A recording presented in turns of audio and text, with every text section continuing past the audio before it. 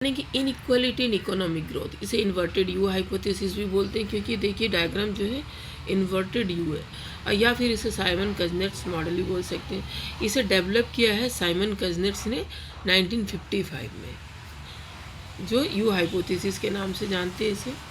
इसमें होता है क्या है, जैसे देखिए यहाँ पर है इनकम इनइक्वालिटी, ये है पर कैपिटा इनकम। यानी कि जैसे जैसे कर्व जो है ऊपर की तरफ जाती है तो इनिशियल स्टेज होते हैं, यहाँ पर क्या डेवलपिंग कंट्रीज़ होते हैं जो डेवलप कर रहे हैं। तो यहाँ पर क्या होता है, जैसे जैसे बढ़ते जाती है ना, तो इनकम इनइक्वालिटी क्या है, इनिशियल फेज़ में बहुत ज़्यादा हो जाती है। यानी कि बहुत ज़्यादा डिफरेंस होता है हाई इनकम और लो इनकम के बीच में, यानी कि इनकम इनक्वालिटी बहुत ही ज़्यादा।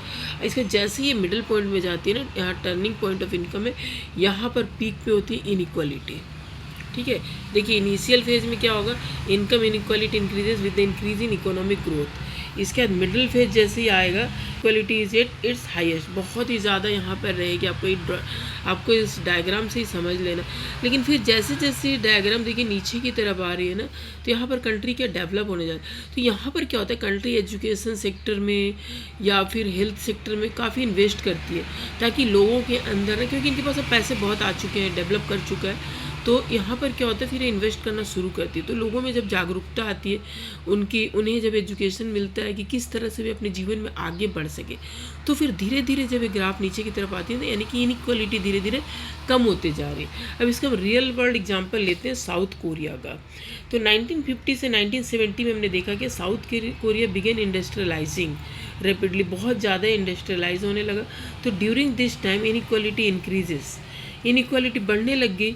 और फिर जाके क्या हो गया, 1980 से 2005 तक government invested in education, health care and social safety के ऊपर जब यहाँ पर आते आते इन्होंने खर्च करना शुरू कर दिया। तो उसके बाद क्या हो गया, टुडे हम देखते हैं कि south Korea is a high income country with low income inequality. यानी कि अब क्या डेवलप हो चुकी है, यानी कि अब डेवलप्ड कंट्री में आ चुकी, तो अब इनकी क्या है ना, लो इनकम इनइक्वालिटी जो है बहुत ही कम हो चुकी है। तो ये था रियल वर्ल्ड का एग्जांपल।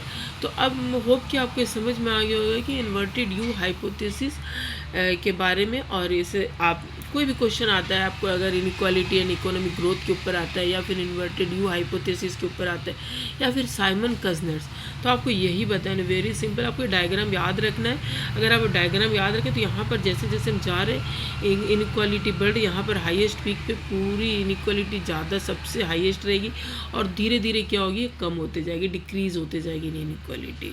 तो साउथ कोरिया का हमने देखा 1950 से 70 तक में बहुत ही ज़्यादा चढ़ गई। उसके बाद 80 से लेके 2005 तक में उन्होंने इन्वेस्ट करना शुरू किया, जब एजुकेशन पे, हेल्थ सेक्टर में, सोसाइटी को इम्प्रूव करना शुरू किया, तो वहाँ पर फिर जो इनइक्वालिटी कम होती चली गई। तो इस तरह से आप एग्जांपल देकर भी बता सकते हैं। तो होप कि आपको आज का हमारा टॉपिक समझ में आ गया होगा। तो प्लीज़ लाइक से सब्सक्राइब जरूर कीजिएगा, ताकि इसी तरह की इकोनॉमिक्स की वीडियो हम आपसे शेयर करते रहें। धन्यवाद।